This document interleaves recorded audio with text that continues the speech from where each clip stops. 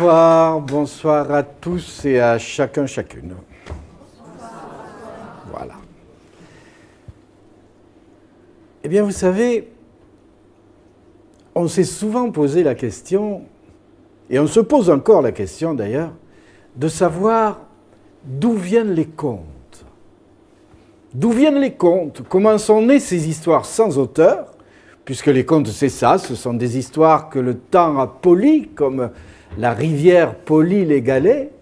Donc, comment sont nées ces histoires sans auteur, qu'aucun livre pendant si longtemps n'a porté, et qui pourtant ont traversé les siècles, ont traversé les millénaires même?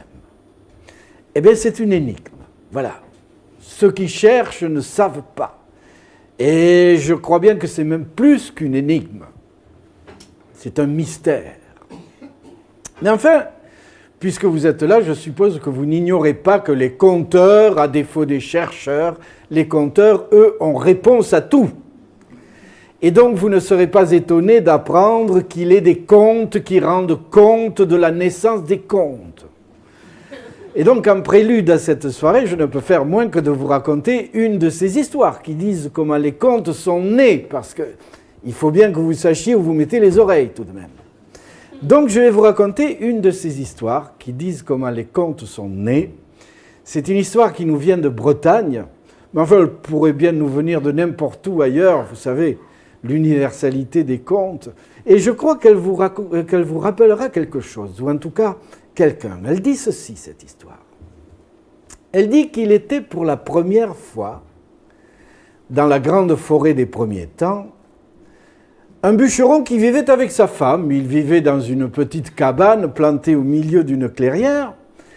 Et ce bûcheron vivait sans souci, lui, parce que sa femme, elle, était très malheureuse.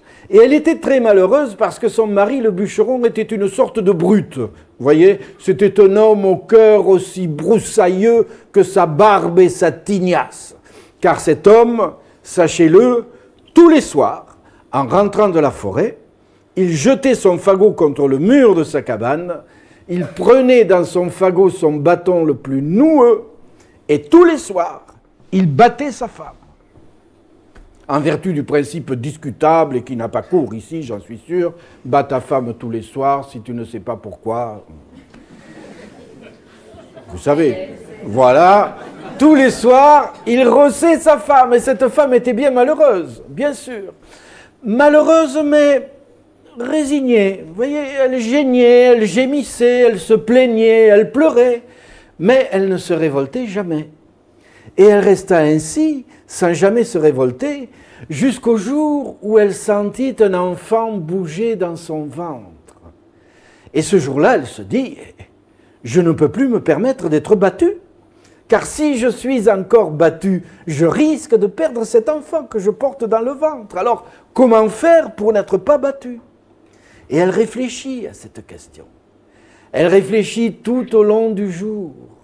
Et elle réfléchit plus avec son cœur qu'avec sa tête. Et c'est sans doute pour cela qu'au soir venu, une réponse germa dans son cœur. Et quand son mari fut rentré de la forêt, quand il eut jeté son fagot contre le mur de sa cabane, quand il eut pris dans son fagot son bâton le plus noueux, quand il eut levé son bâton sur le dos de sa femme lui a dit « Attends, je vais te raconter une histoire. » Et elle lui a raconté une histoire qui lui venait en bouche en même temps qu'elle la disait, une histoire qu'elle découvrait en même temps que son mari. Et cette histoire était si belle, si magnifique, si prodigieuse, que son mari le bûcheron restait comme ça à l'écouter, captivé, fasciné, toute la nuit, sans penser un seul instant à abattre son bâton sur le dos de sa femme. Et au matin, quand il a vu l'aube blanchir le ciel par la lucarne, il a repris sa hache et il est reparti pour la forêt. Et au soir, il est revenu. Et il a jeté son fagot contre le mur de sa cabane et il a pris dans son fagot son bâton le plus noueux et il a levé son bâton sur le dos de sa femme et sa femme lui a dit « Attends, je vais te raconter une histoire. » Et elle lui a encore raconté une histoire plus belle que celle de la veille, plus magnifique, plus prodigieuse encore. Et l'autre abruti, il est resté comme ça à l'écouter. Captivé, fasciné, toute la nuit, sans penser un seul instant à abattre son bâton sur le dos de sa femme. Et au matin, quand il a vu l'aube blanchir le ciel par la lucarne, il a repris sa hache et il est reparti pour la forêt. Et cette femme a fait ainsi toutes les nuits pendant 9 mois. Toutes les nuits pendant 9 mois, elle a inventé des histoires pour préserver la vie qu'elle portait dans le ventre. Et c'est ainsi, dit le conte, que sont nés tous les contes de la terre. Ils sont nés de cette femme qui les a inventés pour préserver la vie. Et voyez comme les contes disent la vérité. Hein? On vous a sûrement dit quelques jours que les conteurs sont des menteurs, non?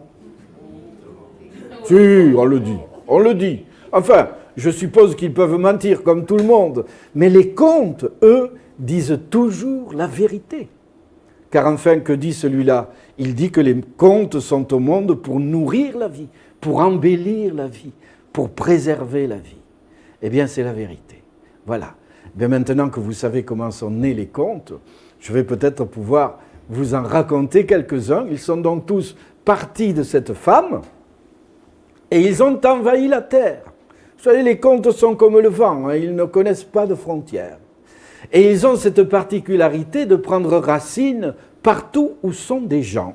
Et c'est ainsi que les contes de cette femme sont devenus des contes de toutes les couleurs humaines, des contes chinois, africains, esquimaux, indiens, enfin de toutes les couleurs. Et donc je vais vous raconter quelques-uns de ces contes de toutes les couleurs, mais je vais commencer par une histoire d'amour. Parce qu'avant toute chose est l'amour, et vous connaissez le proverbe. Enfin, vous allez me dire quel proverbe. Et je vous dirai celui-là. Quiconque fait 100 pas sans amour marche à ses propres funérailles. Ah ouais, il est beau. Non mais attendez, je vais vous le répéter parce qu'il faut que vous le reteniez celui-là. Hein. Quiconque fait 100 pas sans amour marche à ses propres funérailles. Et donc, comme il importe que je n'aille pas à vos funérailles, et qu'il importe encore plus que vous n'alliez pas aux miennes, je vais vous raconter une histoire d'amour qu'on racontait autrefois sur le toit du monde. Vous savez, où est le toit du monde? L'Himalaya, le Tibet. Eh bien, sachez qu'autrefois, sur le toit du monde, était la plus haute cité du monde. Et au cœur de cette plus haute cité du monde était le plus haut palais du monde. Et dans ce plus haut palais du monde vivait un roi qui avait tout pour être heureux car il avait la plus belle fille du monde. On l'appelait la princesse d'Énide. Et elle était belle, la princesse d'Énide, elle était belle. Elle était si belle que la lumière l'aimait. Quand le soleil se couchait le soir, un peu de sa lumière restait autour de son corps, amoureuse. Et pourtant, le roi, son père, n'était pas heureux. Il n'était pas heureux parce que sa fille, la princesse d'Énide, toute belle qu'elle était, ne parlait ni ne riait jamais. Oh certes, le roi avait fait venir à son chevet tous les devins, tous les astrologues, tous les médecins du royaume pour tenter de savoir pourquoi. Pourquoi sa fille, la princesse d'Énide, ne parlait ni ne riait jamais, mais aucun n'avait pu le lui dire. Enfin, oui, tout de même, un vieux médecin au dos court, au nez crochu, le médecin de la famille, il avait pris le roi par l'épaule dans une embrasure de porte, il lui avait dit, tu sais, à mon avis, ta fille souffre du mal d'amour. Ouais. Tu devrais la marier. Tu devrais la marier parce qu'après tout, même si elle ne guérit pas, ça sera son mari qui en aura la charge. Ça sera plus toi. Et le roi s'était rendu à cette sage raison. Et il avait donc fait publier dans toutes les villes et tous les villages du royaume, il avait fait publier par 500 cavaliers vêtus de rouge sur des chevaux noirs, cet avis selon lequel il donnerait sa fille, la princesse d'Énide, en mariage, à qui saurait la faire rire et parler. Et aussitôt était accouru au haut palais de la haute cité tous les princes du royaume et des royaumes alentours. Et ces princes avaient déployé aux pieds de la princesse d'Énide leurs trésors les plus époustouflants, leurs poèmes d'amour les plus magnifiques, leurs pitres, leurs jongleurs, leurs saltimbanques, leurs comédiens, leurs musiciens. La princesse d'Énide avait tout écouté, elle avait tout regardé, puis elle s'était tournée vers la fenêtre ouverte. Elle avait contemplé au loin la cime neigeuse de la montagne. Elle avait bâillé. Et tous les princes du royaume et des royaumes alentours s'en étaient retournés d'où ils étaient venus. Alors étaient accourus au haut palais de la haute cité les plus riches marchands du monde. Et ces plus riches marchands du monde avaient déployé aux pieds de la princesse d'Énide leurs coffres débordant de tissus rares, leurs poèmes d'amour, car les marchands aussi écrivent des poèmes d'amour, leurs pitres, leurs jongleurs, leurs saltimbanques, leurs comédiens, leurs musiciens, leurs conteurs même. La princesse d'Énide avait tout écouté, elle avait tout regardé, puis elle s'était tournée vers la fenêtre ouverte. Elle avait contemplé au loin les nuages sur la cime de la montagne. Elle avait bâillé, et les plus riches marchands du monde s'en étaient retournés d'où ils étaient venus.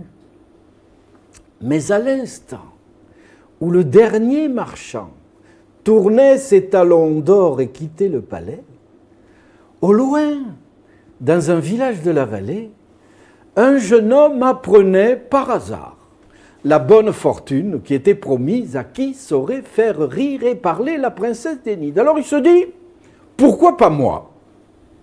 J'ai rentré la moisson, je n'ai plus de travail, j'ai envie de tenter ma chance. Il prit donc son parasol de feuillage sur l'épaule, un parasol de feuillage dont il ne se séparait jamais quand il avait à voyager, et il s'en alla pour cette haute cité, ce palais plus haut encore, et il voyagea comme ça 5 semaines pleines avant de parvenir au pied de la dernière montagne sur laquelle était cette cité magnifique. Et il se mit à gravir la montagne de grand matin par un sentier tortueux entre rocs et buissons, et il grimpa comme ça jusque vers l'heure de midi. Et quand ce fut vers la midi, voilà qu'il rencontra une vieille femme, une vieille qui descendait vers la vallée.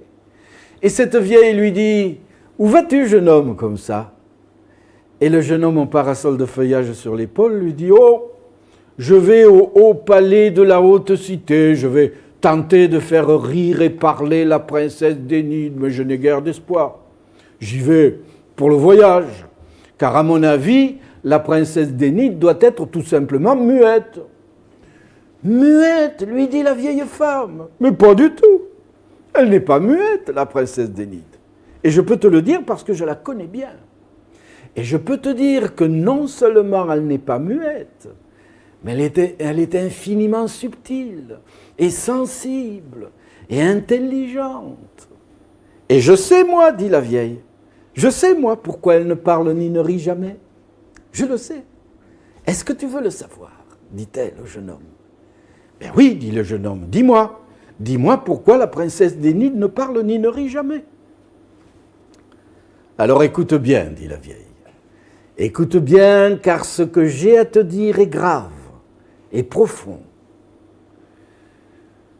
Autrefois, dans une autre vie, la princesse d'Énide vécut dans le corps d'une tigresse. Et un jour, elle vit son compagnon, le tigre, tué par des chasseurs. Et elle en est morte de chagrin. Alors elle est revenue une deuxième fois à la vie dans le corps d'une perdrix. Et cette fois, elle a fait son nid dans un champ. Et un jour, des paysans ont mis le feu à ce champ. Et elle est morte, étouffée dans les flammes.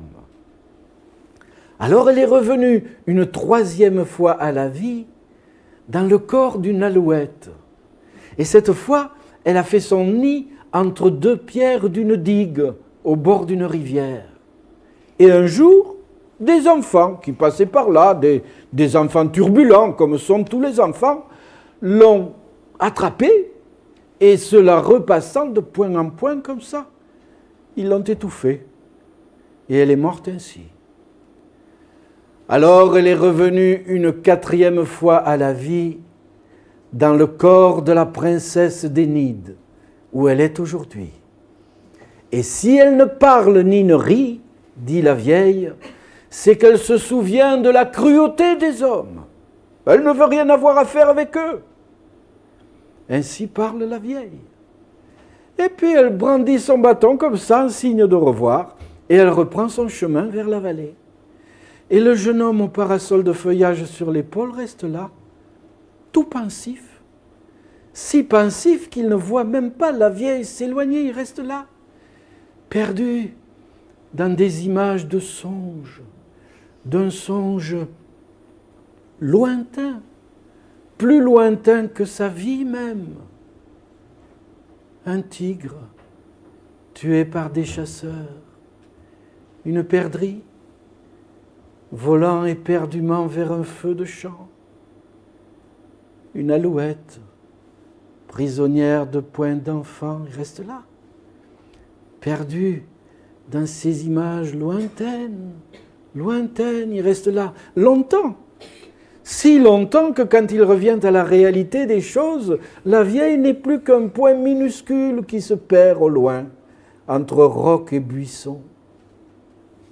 Alors le jeune homme au parasol de feuillage sur l'épaule reprend son chemin vers le palais de la princesse d'Énide. Et il parvient devant le palais de la princesse d'Énide au soir tombé. Et justement, la princesse d'Énide est là, devant sa porte. Elle est occupée à tisser une couverture de laine bleue. Oh, elle ne lève même pas les yeux vers lui quand il arrive, même pas. Alors le jeune homme au parasol de feuillage sur l'épaule lui dit « Fille de roi, toi qui ne daignes pas me regarder, écoute-moi. Autrefois, je fus un tigre et des chasseurs m'ont tué. Et je sais que ma compagne en est morte de chagrin. Alors je suis revenu une 2e fois à la vie dans le corps d'une perdrix mâle. Et un jour, j'ai vu ma compagne périr dans un feu de champ. J'ai voulu lui porter secours et je suis mort, moi aussi, dans ces mêmes flammes. Alors je suis revenu une 3e fois à la vie dans le corps d'une alouette mâle. Et un jour, j'ai vu ma compagne prisonnière de poings d'enfant. J'ai voulu lui porter secours, mais que pouvait le petit oiseau que j'étais contre des poings humains? Rien. Et je suis mort, moi aussi, dans ces mêmes poings. Alors je suis revenu une 4e fois à la vie dans ce corps d'homme où tu me vois. Mais moi, dit le jeune homme, dans ce corps d'homme où tu me vois, moi, à la différence de toi, j'ai décidé d'être heureux. Ainsi parle le jeune homme. Alors la princesse d'Énide lève les yeux vers lui, un sourire imperceptible traverse son regard, elle se dresse, elle tend la main au jeune homme, elle l'entraîne dans le palais, elle lui fait traverser tout le palais jusqu'à la grande salle de bain du palais. Là, il lui fait prendre un grand bain, elle le frotte d'essence rare, elle lui gratte les pieds à la brosse dure, car il a fait une longue route, il est très crasseux, très poussiéreux. Et quand il est enfin propre, lustré, luisant et parfumé, elle le fait entrer dans sa chambre, et là s'arrête le conte, parce que je crois qu'il ne serait pas convenable que nous entrions tous ensemble dans la chambre des amants. Non? Qu'en pensez-vous?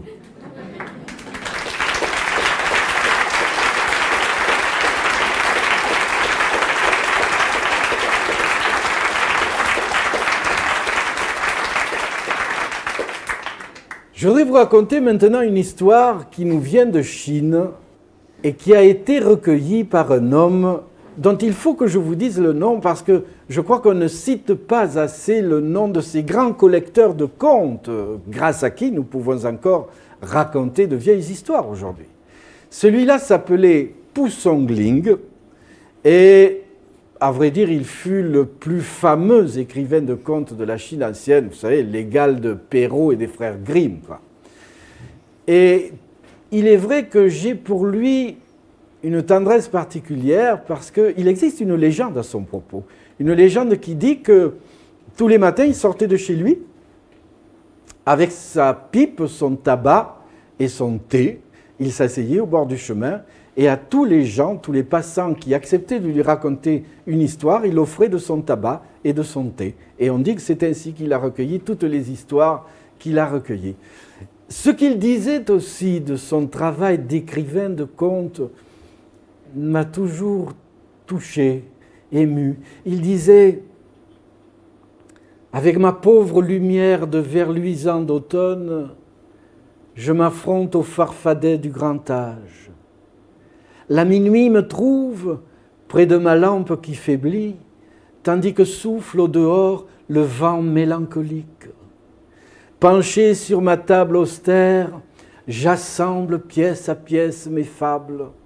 Je suis pareil à l'insecte que la froide lune glace, pareil à l'oiseau effrayé par le grand froid d'hiver qui ne trouve plus d'abri dans l'arbre et qui cherche une porte au-delà de laquelle il fera de nouveau chaud. » C'est beau, non? Voilà, c'est Poussongling. Et donc, parmi les contes qu'il a recueillis, est celui-là que je vais vous raconter maintenant, et qui est l'histoire d'un peintre qui s'appelait Tuo Lan. Et je crois que de ce Tuo Lan, on peut dire qu'il était un homme heureux. Il était un homme heureux parce qu'il vivait de sa passion. Il vivait de sa vocation. Et vous savez ce que c'était sa passion à lui, sa vocation à lui? C'était de peindre des visages humains. Voilà. Il ne peignait que des visages humains. Il vivait dans une petite cabane plantée à l'écart de son village. Un sentier bordé de hautes herbes menait jusqu'à sa porte. Et tous les matins, il sortait de chez lui. Il allait au marché du village voisin. Il s'asseyait dans un coin, à l'ombre, et il observait les gens. Et tous les matins, il capturait, comme ça, dans la foule des gens qui allaient au marché, il capturait 7 visages. Et quand il avait ces 7 visages bien en mémoire, il rentrait chez lui, et sur des feuilles de bois, d'écorce ou de tissu, il peignait ou il dessinait 7 visages. Et à la fin de chaque semaine, il accrochait au mur de sa cabane 7 fois 7 visages, il contemplait son œuvre, et il était content. Or, une nuit de fin d'automne, vous voyez, une nuit de grand vent mouillé, comme il était encore en train de travailler, passé minuit, à la lueur d'une chandelle, penché sur sa table austère, comme il était encore en train de travailler au visage d'une petite fille qu'il avait vue le matin au marché, voilà qu'il entend frapper à sa porte. Alors il grogne entrer, comme ça, sans lever le nez sur son ouvrage, et personne n'entre. Alors il se lève en ronchonnant contre les visiteurs tardifs, il ouvre la porte, une bouffée de vent noir, de feuilles mortes, entre chez lui. Et qui voit-il dressé devant lui sur le seuil? Un grand personnage enveloppé dans une longue cape couleur de terre, coiffé d'un capuchon qui dissimule son visage. Et ce grand personnage porte sur son épaule une longue faux rouillée. Et ce grand personnage dit à Tuo Lan, il lui dit « Je suis la mort et je viens te chercher. » Alors Tuo Lan lui dit « Entre, assieds-toi là 5 minutes, le temps que je termine mon travail et je suis à toi. » Et il retourne à son travail.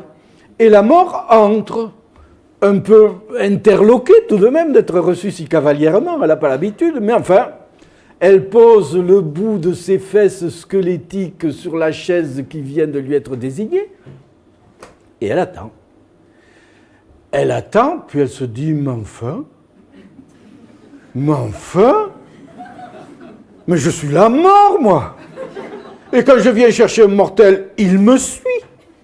Et celui-là voudrait me faire attendre. Ah, mais ça ne va pas se passer comme ça. Et se disant cela, elle se dresse et elle s'approche par derrière de Tout-Au-Lan, la main levée, prête à l'abattre sur son épaule et à l'emporter où il doit aller. Mais voilà que juste à l'instant où la mort va abattre sa main sur l'épaule de Tout-Au-Lan, elle voit par-dessus son épaule, elle voit ce que Tout-Au-Lan est en train de peindre. Et justement, Tout-Au-Lan est en train de peindre un sourire sur le visage de cette petite fille qu'il a vue le matin au marché. Or, la mort, des grimaces d'effroi, des rictus d'épouvante, ça, elle connaît ça. Elle en voit tous les jours. Mais un sourire, jamais. Elle n'a jamais vu un sourire humain, la mort. Et la voilà tout à coup bouleversée. Alors là, si elle avait un cœur, il bondirait hors de sa poitrine. Si elle avait des larmes, elle ruissellerait sur ses joues. Creuse. Et la voilà qui se dit, ah mais je ne peux pas déranger un homme en train d'accomplir une œuvre aussi belle, aussi émouvante, aussi miraculeuse. Non, je ne peux pas le déranger. Et se disant cela, la voilà qui recule sur la pointe des pieds, qui recule jusqu'au mur de la cabane, qui cherche la porte à tâtons comme ça pour sortir discrètement. Mais enfin, elle ne trouve pas la porte. Alors elle passe au travers le mur et elle s'en retourne au ciel. Et la voilà devant le roi des cieux. Devant Dieu, quoi. Et Dieu lui dit, mais voyons, il me semble que je t'avais demandé de me ramener quelqu'un là cette nuit. Ben oui, dit la mort, oui, Tout-Au-Lan, le peintre, mais j'ai pas pu. Comment tu n'as pas pu, lui dit Dieu. Tu es la mort, je te demande de me ramener un mortel et tu me dis que tu n'as pas pu. Mais non, j'ai pas pu, dit la mort. J'ai pas pu car figurez-vous, ô Dieu, que juste à l'instant où j'allais abattre ma main sur son épaule pour vous l'amener, j'ai vu qu'il était en train de peindre un sourire sur un visage de petite fille et j'ai trouvé ça tellement beau, tellement émouvant, tellement miraculeux que je n'ai pas eu le cœur de le déranger. Voilà. Ah ben diable, dit Dieu, ça alors, un homme capable d'impressionner la mort, mais je n'ai jamais vu ça. Et je veux le voir. Alors écoute, tu vas redescendre tout de suite sur terre et tu vas me ramener ce Tout-Au-Lan. Je veux le voir ici, devant moi, avant l'aube. Et voilà à nouveau la mort sur le sentier bordé de hautes herbes qui conduit à la maison de Tout-Au-Lan. Oh, cette fois, elle ne prend pas la peine de frapper à la porte. Elle entre. Et qu'est-ce qu'elle voit ? Tout-Au-Lan, au milieu de sa cabane, ses cartons à dessin sous les bras, ses pinceaux qui dépassent des poches, ses encriers multicolores autour du cou. Tout-Au-Lan qui lui dit « Ben alors, où étais-tu passé ? Je t'attends, moi !» La mort ne lui répond pas, elle l'enveloppe dans son grand manteau et elle l'emporte au ciel. Et voilà Tout-Au-Lan devant le roi des cieux, devant Dieu, quoi. Et Dieu lui dit « Alors c'est toi, Tout-Au-Lan, le peintre. » « Ben oui, dit l'autre, c'est moi, pour vous servir. » « Et voyons, lui dit Dieu, il paraît que tu ne peins que des visages humains. Pourquoi ? Ah ben ça, lui dit Tout-Au-Lan, ça, tout Dieu que vous êtes, je vais peut-être pouvoir vous apprendre quelque chose. Je ne peins que des visages humains parce que les visages humains sont les plus beaux paysages du monde. Voilà pourquoi. Ah ben oui, lui dit Dieu. Je n'avais pas pensé à ça. Il réfléchit un moment, puis il se lève de sur son trône, il prend Tout-Au-Lan par l'épaule et il l'entraîne dans un jardin. Au-dessus de ce jardin brille un soleil immobile. Au centre de ce jardin est un arbre, c'est l'arbre de vie. Au pied de cet arbre coule une source, c'est la source de vie. Et Dieu dit à Tout-Au-Lan, voilà, ce sera là ta demeure éternelle. Et comme ta passion à toi, ta vocation à toi est de peindre des visages humains, eh bien tu peindras autant de visages humains que tu voudras. Et chaque fois que quelqu'un naîtra sur terre, tu choisiras dans ta collection et tu lui donneras son visage. Tu seras celui qui donne à chacun son visage. Et c'est ce que fait Tout-Au-Lan depuis le fond des temps. Et c'est ce qu'il fera jusqu'à l'autre fond des temps. Il est celui qui donne à chacun son visage. Voilà. Je vous ai raconté cette histoire parce que, soucieux d'être utile, on ne sait jamais. Si vous n'êtes pas content de votre figure, vous savez à qui vous devez vous adresser maintenant.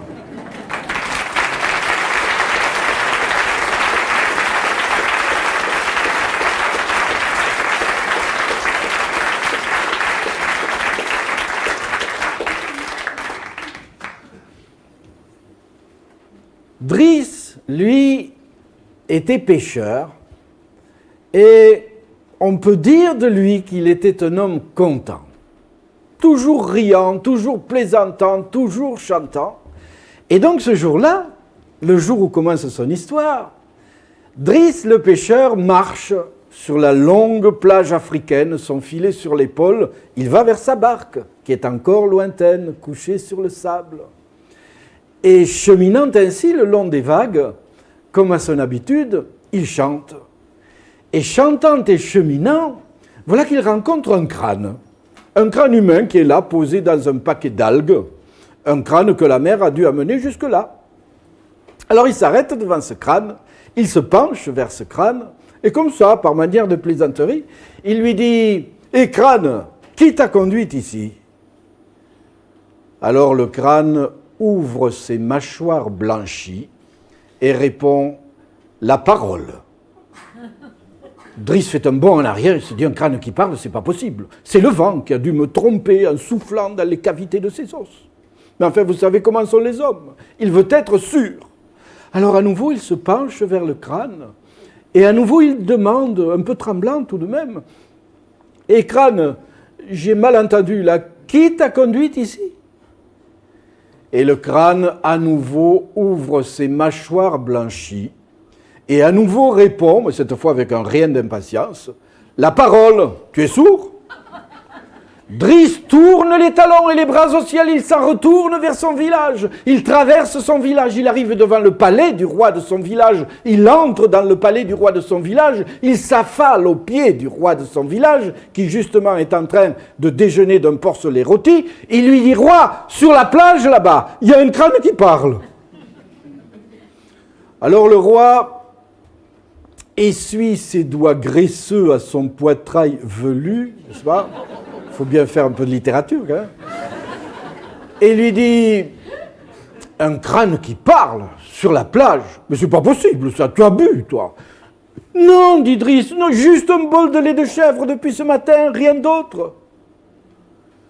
Ah ça, dit le roi, un crâne qui parle sur la plage, ce n'est pas raisonnable.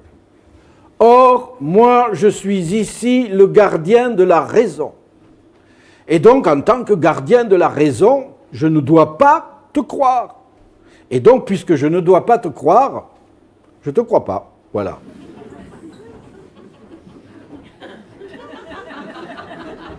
Mais enfin, on ne sait jamais. Hein? Il y a tellement de choses déraisonnables dans le monde. Hein? Pourquoi pas un crâne qui parle sur la plage ? Alors, s'il y a un crâne qui parle sur la plage, je veux le voir et je veux l'entendre. Mais je te préviens, si tu m'as trompé, tu le paieras de ta vie. Non, non, dit Driss, je sais ce que j'ai vu, je sais ce que j'ai entendu, viens avec moi, tu verras et tu entendras. Et les voilà tous les deux partis, le long des vagues, Driss trottant devant et le roi trottant derrière sa bedaine. Et les voilà qui arrivent devant le crâne, qui est toujours là, posé dans son paquet d'algues. Alors Driss se penche vers le crâne, il lui dit, hé crâne, tu vois, je t'ai amené quelqu'un d'important, là, le roi de notre village. Alors dis-lui quelque chose, parle-lui. Et le crâne, il dit rien.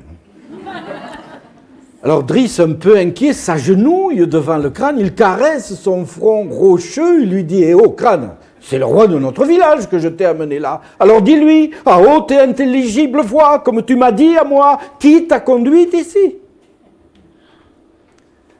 Et le crâne n'y dit rien. Alors le roi, impatienté d'avoir été dérangé pour rien, tire son grand sabre de sa ceinture et crac, d'un seul coup, il tranche la tête du pêcheur. Et il s'en retourne à ses affaires de roi. Et tandis qu'il s'éloigne le long des vagues, la tête du pêcheur roule sur le sable jusqu'à s'accoler à la joue creuse du crâne. Alors le crâne ouvre ses mâchoires blanchies et dit « Hé tête, qui t'a conduite ici ?» Et la tête du pêcheur répond « Eh, la parole !»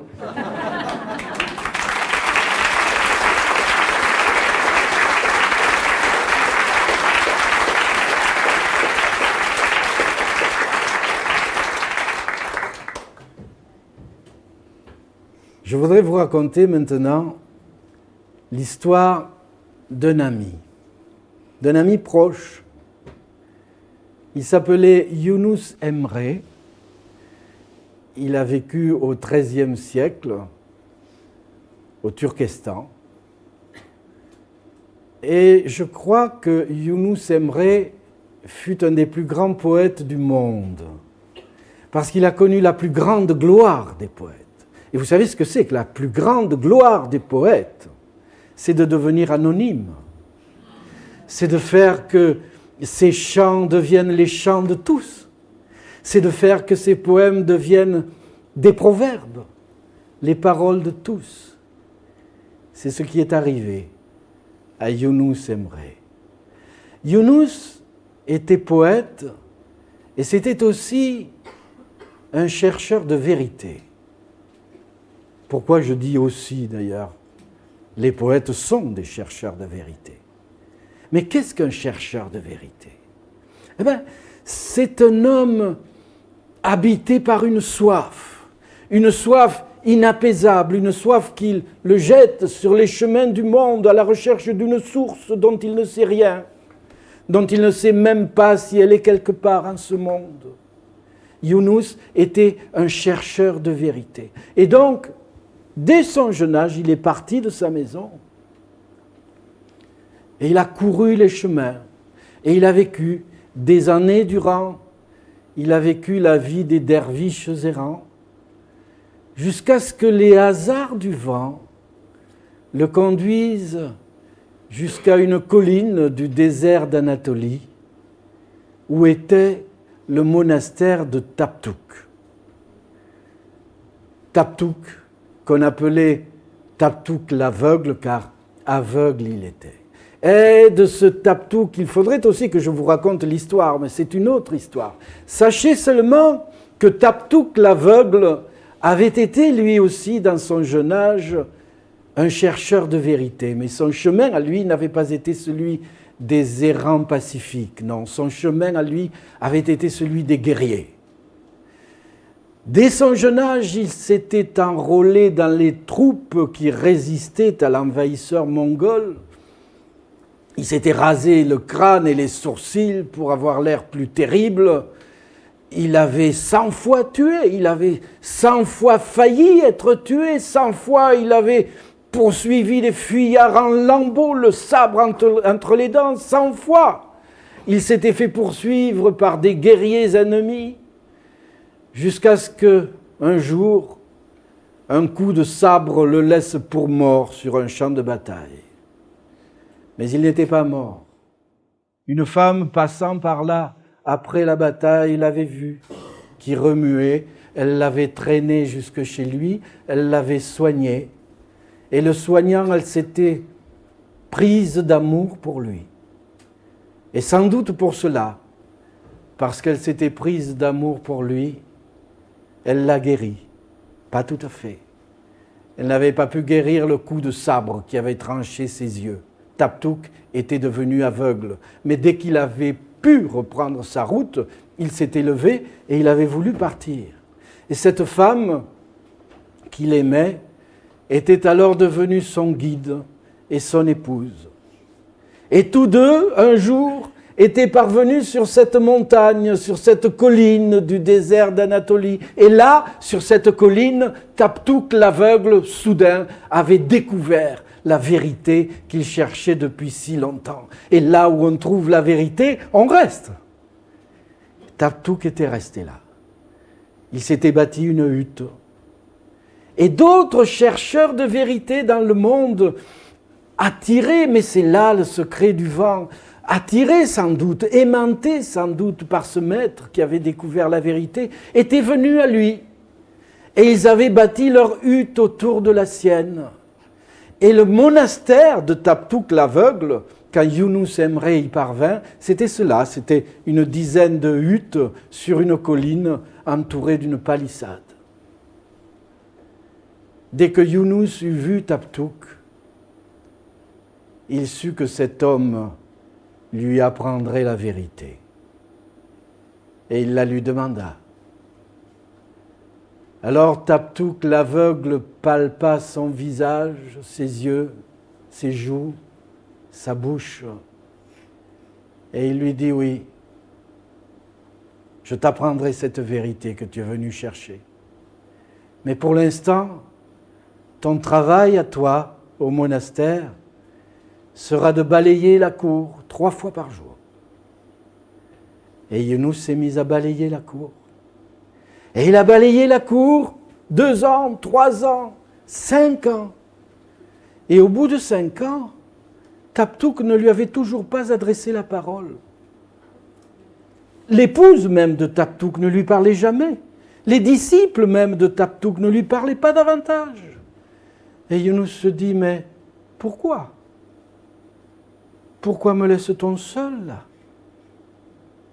Et un soir, couché les yeux ouverts dans le noir sur sa paillasse, il s'est mis à réfléchir. Et il s'est dit, peut-être mon maître Taptouk veut-il m'apprendre quelque chose là ? Et il réfléchit encore. Et un peu avant l'aube, les yeux ouverts dans le noir, il a souri et il s'est dit oui. Mon maître Taptouk veut m'apprendre quelque chose là. Et je sais quoi. Il veut m'apprendre la patience. Alors il faut que je continue. Et il continua de balayer la cour 1 an, 2 ans, 3 ans, 5 ans encore. Et au bout de ces 5 années nouvelles, Taptouk l'aveugle ne lui avait toujours pas adressé la parole. Et il se dit, mais pourquoi ? Peut-être m'a-t-il oublié, il est aveugle. Des disciples qui étaient arrivés après lui étaient déjà repartis avec la vérité qu'ils étaient venus chercher. Et lui, rien, pas un mot, de personne. Et un soir, couché sur sa paillasse, les yeux ouverts dans le noir, il se prit encore à réfléchir. Et il se dit, peut-être mon maître là veut-il m'apprendre quelque chose. Et un peu avant l'aube, les yeux ouverts dans le noir, il a souri. Et il s'est dit, oui, mon maître là veut m'apprendre quelque chose. Il veut m'apprendre l'humilité. Ouais. Alors il faut que je continue. Et il a continué à balayer la cour, mais cette fois, tout en balayant la cour, il s'est mis à chanter, à inventer des chants, de ces chants qu'on appelle en Turquie des nefs, des souffles, des chants improvisés pour se tenir compagnie, pour entendre voix humaine. Pendant 1 an, 2 ans, 3 ans, 5 ans encore, il a sans cesse balayé la cour, sans cesser de chanter un seul instant. Et au bout de ces 5 années nouvelles, Taptouk l'aveugle ne lui avait toujours pas adressé la parole et il se dit, mais il ne me parlera plus maintenant. Inutile d'espérer, il ne me parlera plus. Or, moi, je suis un chercheur de vérité, je ne suis pas un balayeur. Bien sûr, je ne la trouverai pas et je le sais maintenant. Mais au moins, que je vive au moins le destin d'un chercheur de vérité, que je meure en marchant vers elle. Il s'est dit cela. Et un soir, il a posé son balai contre le mur, contre la palissade de la cour. Il a ouvert la porte et il est parti. Il est parti sans la moindre gourde d'eau, sans le moindre crouton de pain. Il est parti, droit devant lui.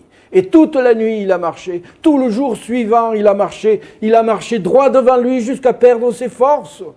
Et au soir du 2e jour, fatigué, épuisé, à bout de force et d'espoir, il s'est assis sur une pierre plate et il s'est dit qu'il n'irait pas plus loin. Et comme il se disait cela, voilà qu'il a aperçu, au loin, un campement. Et il s'est dit, mais un campement ici, dans ce désert où ne vient personne que des nuages, des oiseaux perdus, qui sont ces gens?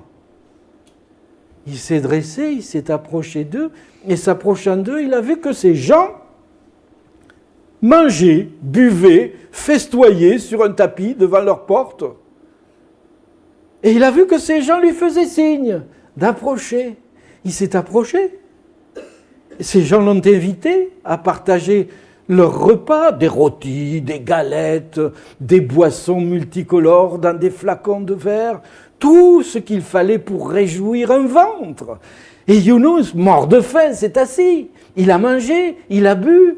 Et quand il a eu bien mangé, bien bu, il a osé poser la question, mais qu'êtes-vous venu faire ici, dans ce désert? Il n'y a rien. Et les hommes lui ont dit, oui, il n'y a rien, sans doute. Mais l'un de nous, il y a quelque temps, a fait un rêve. Et ce rêve lui a ordonné de nous conduire ici, où nous avons planté notre tente. Et à peine avions-nous planté notre tente, que le vent nous a apporté du lointain des chants qui nous ont paru beaux, alors nous les avons chantés à notre tour. Et chantant ces chants, voilà que sont apparus devant nous tout ce qu'il faut pour vivre. Des rôtis, du pain, des galettes, des boissons délicieuses. Ces chants étaient magiques.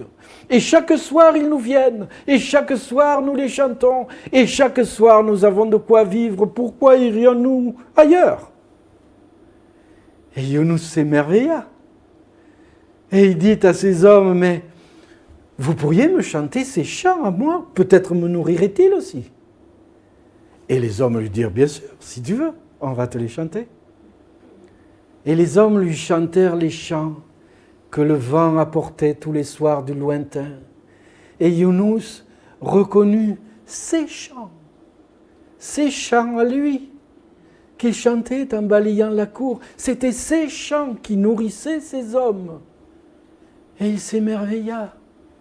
Et à l'instant, il découvrit la vérité qu'il avait cherchée tant d'années. Et au même instant, il eut honte.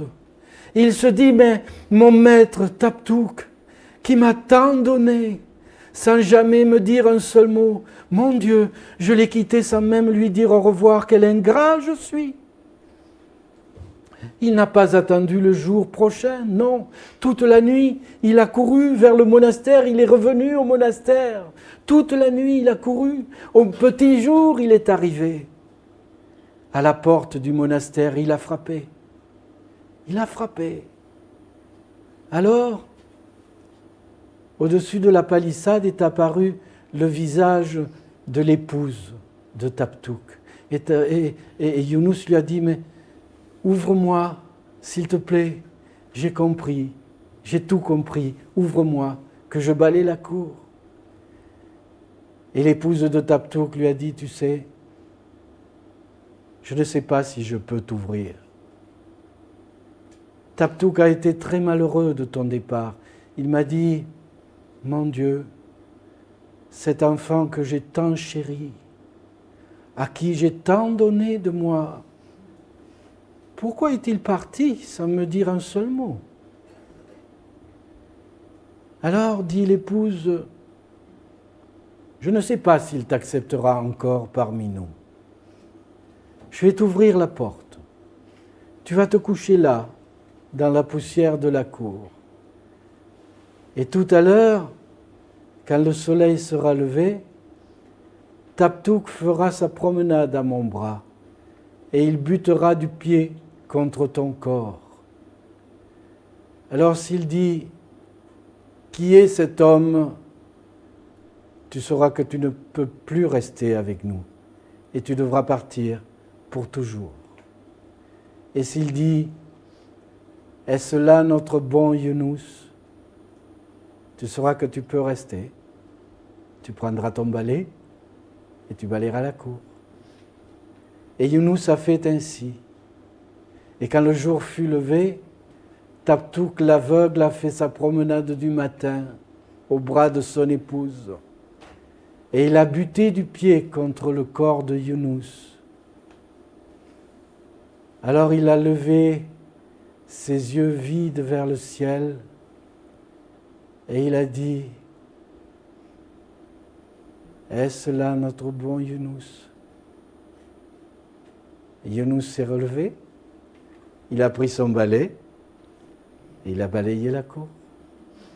Et il a balayé la cour sans cesser un instant de chanter jusqu'à sa mort, qui fut lointaine.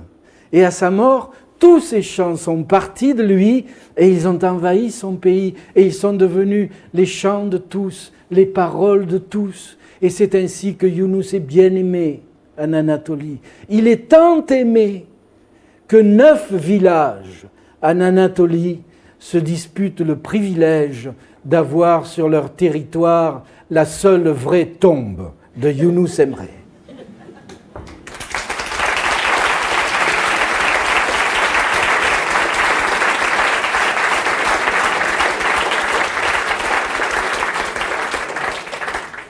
C'est une histoire qui se passe au tout premier temps de l'ère chrétienne. Vous savez, à une époque où, dans cette Europe du Sud, qui n'est pas encore la Provence, on commence à savoir que quelque chose d'important vient de se passer quelque part en Palestine, mais on ne sait pas encore trop quoi. Et donc, des vagabonds mystiques, des errants évangélistes parcourent la Provence pour annoncer aux gens ce que certains appellent la bonne nouvelle et ce que d'autres préfèrent appeler les nouveaux mystères du monde. Et parmi ces errants évangélistes, il en est un qui est un vieil homme aveugle, comme Taptouk, et dont on dit de lui, tellement il parle bien, que sa parole est d'or. Et donc ce vieil aveugle à la parole d'or arrive un jour dans le village d'Arles, qui n'est encore en ce temps-là qu'un village. Et dans ce village d'Arles, il fait comme il fait. Chaque fois qu'il arrive en un lieu habité, il se met sur la place et il raconte les nouveaux mystères du monde. Et il parle si bien que les gens s'assemblent autour de lui pour l'écouter. Et il parle si bien que le soleil s'arrête dans le ciel pour l'écouter. Et il parle ainsi tout au long d'une nuit blanche. Et au matin, le soleil se dépêche de courir à l'est pour faire semblant de se lever. Et le vieil aveugle dit, voilà, je vous ai dit tout ce que je savais. Et les gens d'Arles lui disent, alors là, saint homme, vraiment, ta parole nous a nourris, nous a fait du bien, nous a rendus meilleurs, nous aimerions te rendre un peu de ce bien que tu nous as fait. Qu'est-ce qu'on pourrait faire pour toi ? Et le vieil homme dit, ben rien, moi je n'ai besoin de rien, je vous ai dit ce que je savais, je vais marcher jusqu'au prochain village. Au prochain village, je dirai aux gens ce que je sais, voilà, c'est là ma vie, je n'ai besoin de rien d'autre. Alors les gens d'Arles lui disent, mais est-ce que tu sais que pour aller d'ici au prochain village, tu dois traverser le désert de la Croix ? Et tu vas te perdre dans ce désert, aveugle comme tu es. Alors écoute, pour te rendre un peu du bien que tu nous as fait, nous allons te donner un guide. Un guide qui saura te mener sans encombre jusqu'où tu veux aller. Et il lui donne comme guide un jeune garçon d'une dizaine d'années, un garçon dégourdi qui connaît tous les sentiers du désert. Et voilà de bon matin, le vieil homme, le vieil aveugle et son jeune guide qui s'éloignent le long du Rhône et qui prennent le sentier du désert. Et ils marchent comme ça, jusque vers le milieu de la matinée. Et vers le milieu de la matinée, le soleil commence à cogner lourd sur les épaules, les pieds sont un peu fatigués, et le garçon se dit, bon, j'aimerais bien qu'on s'arrête tout de même. Il a emporté un casse-croûte de pain et de fromage, j'aimerais bien déjeuner. Il regarde son vieux compagnon, mais l'autre marche toujours du même pas égal, pas fatigué le moindre, pas la moindre sueur au front. Le garçon se dit, bon, ben, continuons. Et il continue comme ça jusque vers l'heure de midi. Et à l'heure de midi, le soleil cogne de plus en plus dur, les pieds sont de plus en plus lourds, et le garçon se dit, bon, il faut qu'on s'arrête quand même. Il a faim, il a soif. Il jette un coup d'œil au vieil aveugle, alors lui, on dirait qu'il marche sur un nuage, vous voyez ? Rien, pas la moindre fatigue, il a l'éternité devant lui. Et le garçon se dit, bon, il ne s'arrêtera jamais, quoi. Alors il faut que je trouve une idée pour le forcer à s'arrêter. Il cherche une idée, et il la trouve. Et voilà qu'il pose la main sur l'épaule du vieil aveugle et il lui dit, « Oh saint homme, vous savez ce que je vois ? Les gens de la Crau qui ont entendu parler de votre parole d'or, qui sont tous là, ils sont tous venus à notre rencontre. Je crois qu'il faut que vous vous arrêtiez, que vous leur parlez. Vous savez, ils ont l'air d'avoir fait une longue route. » Ah, dit le vieil aveugle, si des hommes, des femmes sont venus jusqu'à moi pour m'écouter, alors en effet, il faut que je m'arrête et que je leur parle. Alors tu vas me mettre devant eux et je vais leur parler. Il n'y avait personne devant lui. Il y avait juste les cailloux, les brins d'herbe et les insectes du désert. Et là, tandis que le garçon assis à l'ombre d'un rocher mangeait son pain et son fromage, le vieil aveugle, devant les cailloux, les insectes et les brins d'herbe du désert, le vieil aveugle parla. Mais cette fois, allez savoir par quel hasard ou quel miracle, il parla comme jamais de sa vie il n'avait parlé. Jamais de sa vie il n'était allé aussi profond dans les mystères du monde. Jamais de sa vie sa parole n'avait été d'un or aussi pur. Et pourtant il n'y avait eu pour l'écouter que les cailloux, les brins d'herbe et les insectes du désert. Mais il parla si bien qu'à la fin, quand il eut dit « Ainsi soit-il », tous les cailloux, tous les brins d'herbe, tous les insectes du désert répondirent en chœur « Amen ». Alors, comme il reprenait sa route avec le jeune garçon qu'il avait rejoint, le vieil aveugle mit sa main sur l'épaule de son guide et lui dit « Tu sais, tu as bien fait de m'arrêter, hein ? Oh, tu as bien fait, car il y avait longtemps que je n'avais pas rencontré d'aussi braves gens. »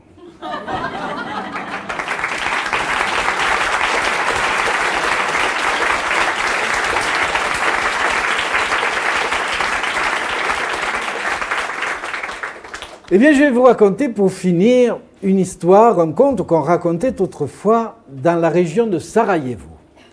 C'est une histoire qui commence juste à l'instant où un jeune berger, qui s'appelle Pierre, est à garder le troupeau de son maître dans un pré à la lisière d'une forêt. C'est l'heure de midi. Pierre vient de déjeuner. Il s'est allongé à l'ombre d'un arbre.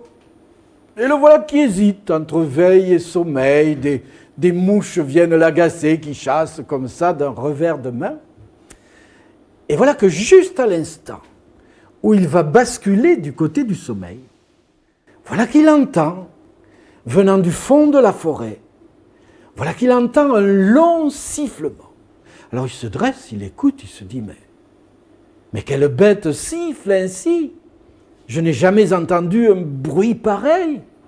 Il s'approche de la lisière de la forêt, il franchit le premier rideau d'arbres pour mieux écouter. Et à peine a-t-il franchi le premier rideau d'arbres que ce sifflement se fait soudain tant éperdu, tant désespéré, si captivant, si fascinant aussi que Pierre se sent attiré vers lui, comme au bout d'une corde.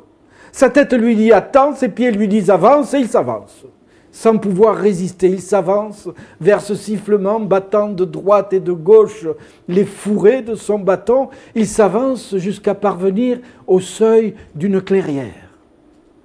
Là, il s'arrête. Car au centre de cette clairière, vous savez ce qu'il y a ? Un cercle de flammes. Et au centre de ce cercle de flammes, vous savez ce qu'il y a ? Un serpent. Un serpent qui, voyant Pierre apparaître, dresse sa tête au-dessus des flammes et s'adresse à lui à voix humaine. Il lui dit « Homme, au nom de Dieu, sauve-moi !» Et Pierre se dit « Voilà qu'on m'appelle au nom de Dieu, alors il faut que j'y aille. » Et il s'approche du cercle de flammes. et il tend son bâton à travers les flammes.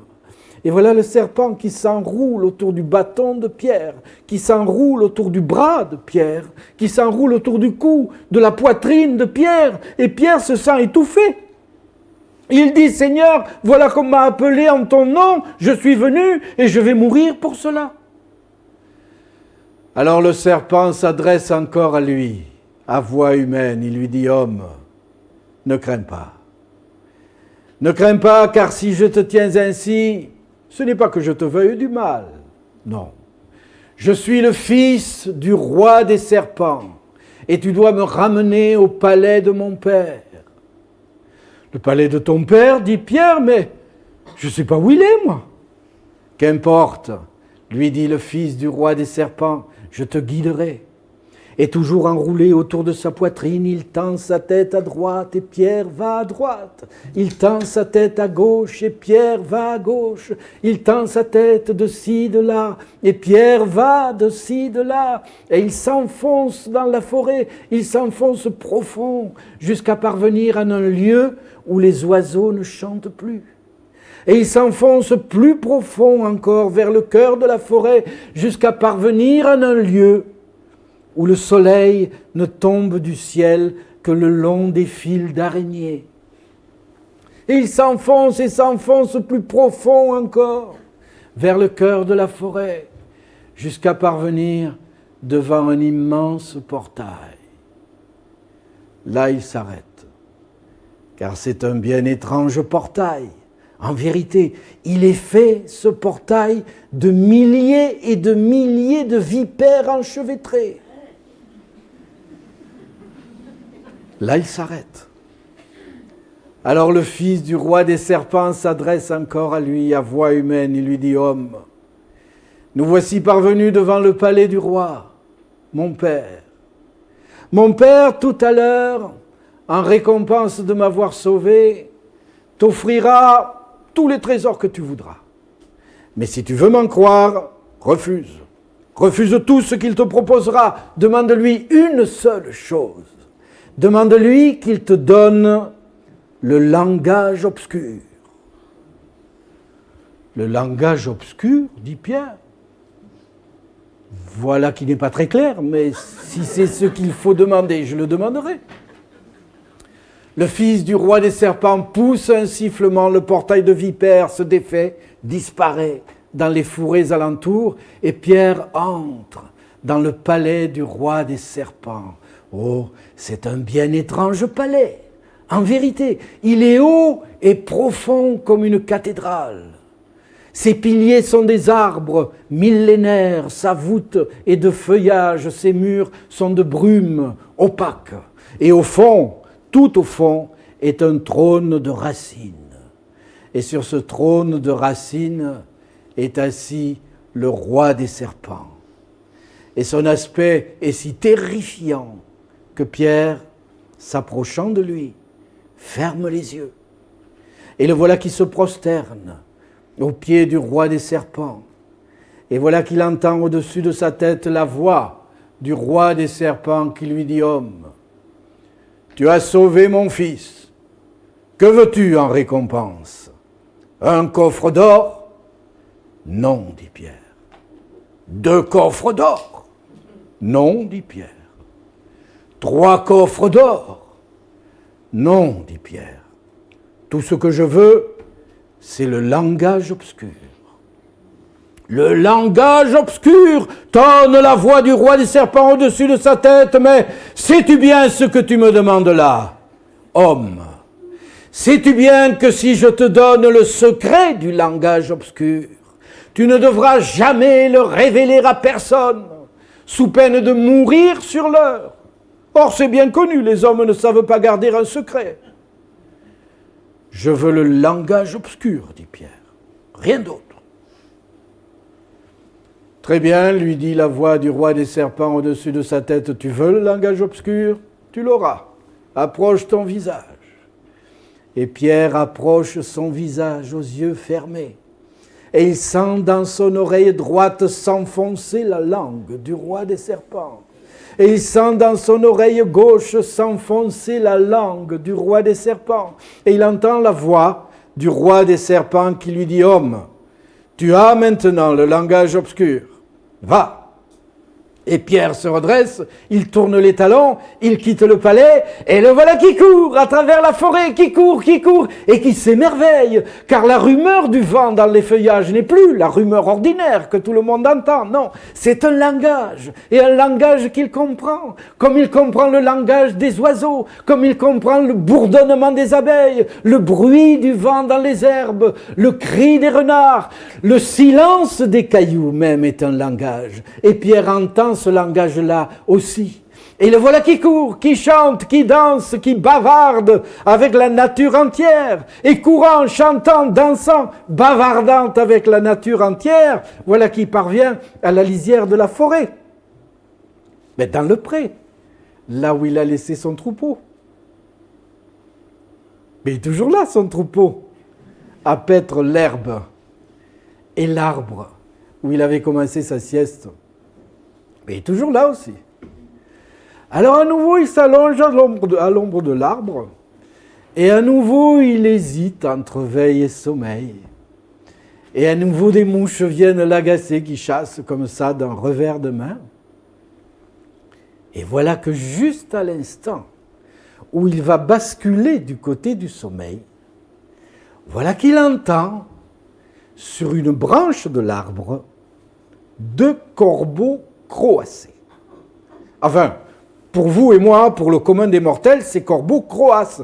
Mais pour Pierre, ils parlent, car il comprend tout ce qu'ils se disent. L'un des 2 corbeaux dit à l'autre, « Tu vois là-bas, là où est couchée la chèvre noire, tu vois qu'elle est couchée sur une dalle de caveau, et tu sais qu'au fond de ce caveau est un immense trésor. Eh bien là, ce sont des vers délicieux. » Et Pierre entend cela.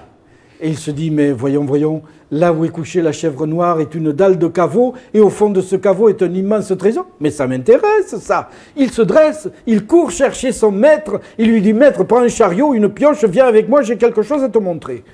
Ils reviennent au pré, là où était couchée la chèvre noire, en effet, est une dalle, il la soulève, il découvre un trou profond. Au fond de ce trou, un coffre énorme.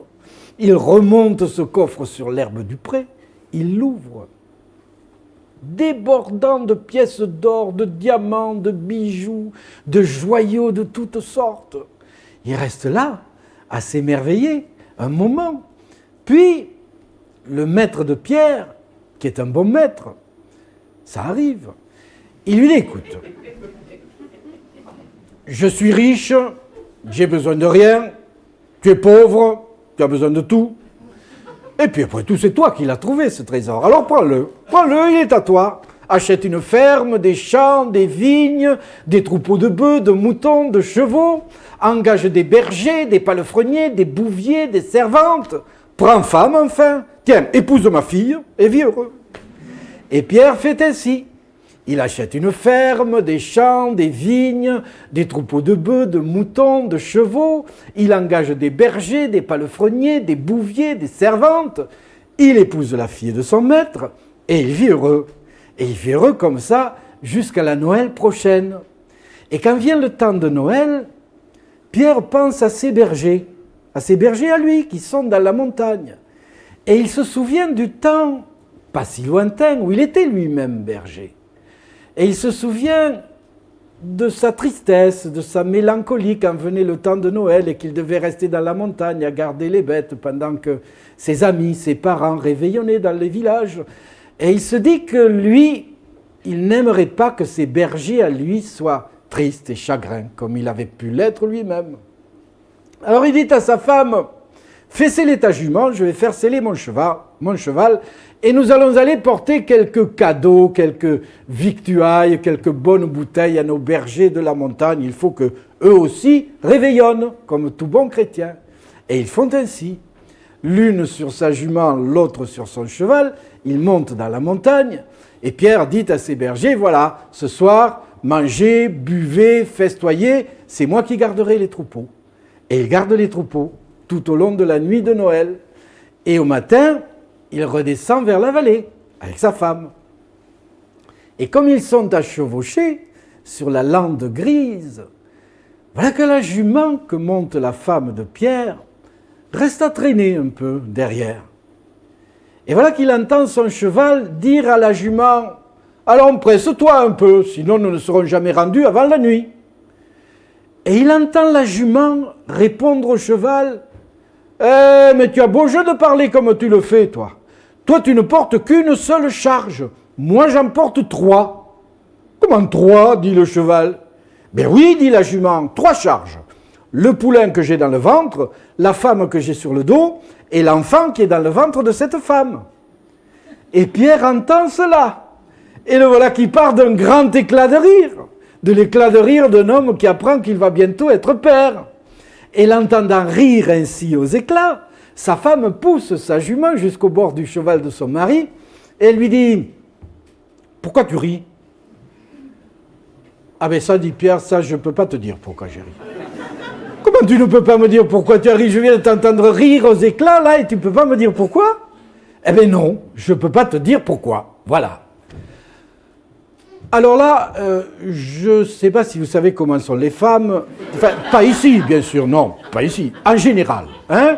En général, il suffit qu'on leur dise qu'on ne peut pas leur dire pourquoi on a ri, pour qu'elles ne veuillent plus savoir qu'une seule chose, pourquoi on a ri. Et la voilà qui se met à harceler son mari. « Tu ne veux pas me dire pourquoi tu as ri, tu me caches quelque chose. D'ailleurs, il y a quelque temps que tu as changé, je me suis aperçu. Il y a une autre femme là-dessous, tu ne m'aimes plus. » Enfin bref, vous connaissez la chanson, soit pour l'avoir entendue, soit pour l'avoir chantée vous-même. Hein. Donc, l'un harcelant l'autre, les voilà qui arrivent dans la cour de la ferme. Et parvenus dans la cour de la ferme, Pierre est tellement excédé par le harcèlement incessant de sa femme qu'il lui dit « Écoute, je ne peux pas te dire pourquoi j'ai ri, parce que si je te dis pourquoi j'ai ri, je mourrai. Voilà. Alors qu'est-ce que tu préfères? Que je meure ou que je te dise pourquoi j'ai ri? » Et vous savez ce qu'elle lui répond? Vous le savez, hein? Meurs si tu veux, mais moi je veux savoir pourquoi tu as ri. Très bien, lui dit Pierre, très bien. Puisque tu veux savoir pourquoi j'ai ri, je te le dirai. Mais comme je mourrai aussitôt après, permets que je prenne congé du monde. Il va chez son menuisier, il se fait tailler un cercueil à sa mesure, il revient avec son cercueil sur le dos, il le pose devant sa porte, il se couche là dans le cercueil, il dit adieu au ciel, aux nuages, aux champs, aux vignes, à la couleur de l'air, à son vieux chien qui vient là gémir à la tête de son cercueil, son chien qui est tellement malheureux de perdre son maître que Pierre dit à sa femme « Tiens, jette un crouton à cette pauvre bête, c'est le dernier cadeau qu'elle aura de moi. » Et sa femme jette un crouton par la fenêtre de la cuisine. Mais le chien, il est tellement triste qu'il n'a pas le cœur de goûter à ce crouton. Par contre, le coq de la basse-cour qui passe par là, lui, voit le crouton, se précipite et donne du bec, vigoureusement. Alors Pierre entend le chien dire au coq « Alors là, vraiment, hein, notre maître est en train de mourir, là, et tu as encore le cœur de festoyer sous son nez? Tu n'as pas honte ?» Et il entend le coq répondre au chien « mais si notre maître meurt, c'est de sottise, et moi je ne vais pas pleurer un homme qui meurt de sottise. Moi qui te parle, par exemple, hein. Ce n'est pas à une femme que j'ai affaire tous les jours à la basse-cour, c'est à 100 femmes. Et si j'étais aussi sot qu'il l'est, il y a beau temps que je n'aurais plus une plume sur le dos. Non, mais tout de même, à son âge, il devrait le savoir ce qu'il faut à sa femme. Une bonne volée de bois vert qui lui fasse passer l'envie de poser des questions qu'elle ne doit pas poser. » Et Pierre entend cela. Et il se dit, mais il a raison ce bougre. Mais il a raison. Il sort de son cercueil, il casse une branche au poirier voisin, il entre dans la cuisine où est sa femme, il brandit son bâton au-dessus de sa tête, il lui dit « Tu veux savoir pourquoi j'ai ri? Tu veux savoir pourquoi j'ai ri ?» Mais juste à l'instant où il va abattre son bâton sur le dos de sa femme lui dit « Attends, je vais te raconter une histoire. » Car, non mais attendez, car juste à cet instant, sa femme vient d'avoir cette sorte de pressentiment, vous savez, de ce savoir de source sûre, cette intuition qui n'est qu'aux femmes d'ailleurs. Bref, elle vient de sentir qu'elle porte un enfant dans le ventre. Alors elle dit à son mari, elle lui dit « Viens écouter l'histoire. Elle prend son visage à deux mains, elle l'attire contre son ventre. Pierre colle l'oreille au ventre de sa femme et il écoute l'histoire. L'histoire qui se dit sans parole. L'histoire de la vie. Voilà.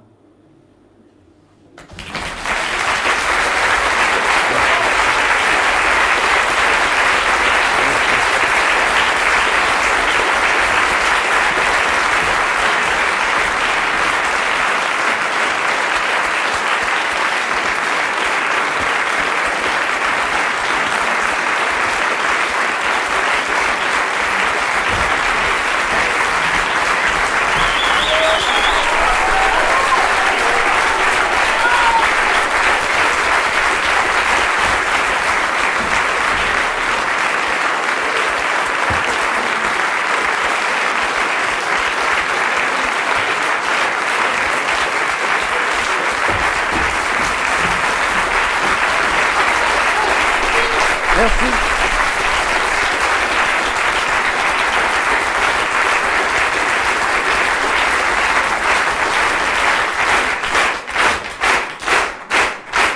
Bon, écoutez,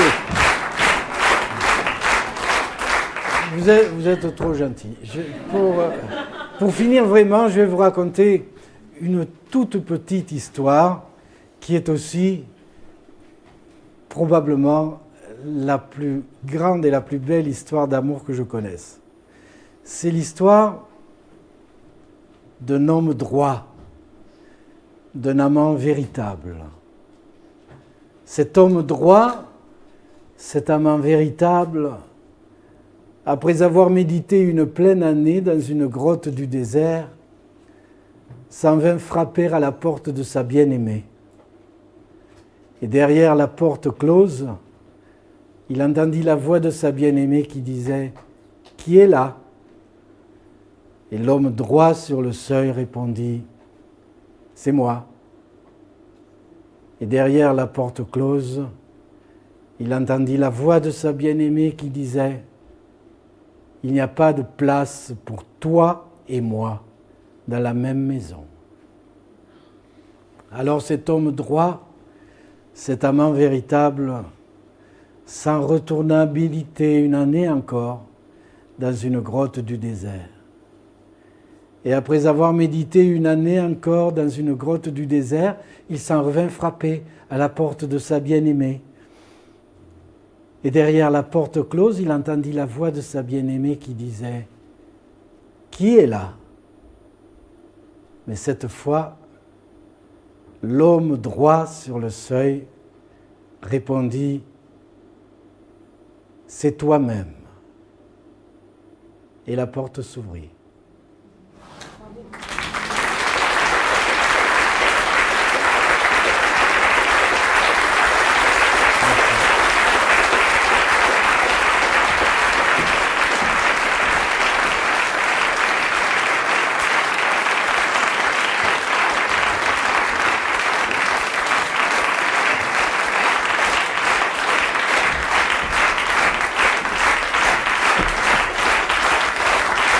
Merci.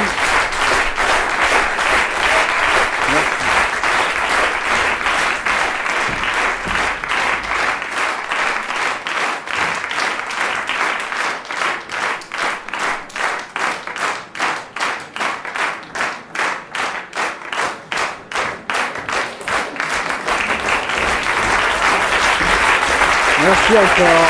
Merci beaucoup. Merci. Merci beaucoup. Merci.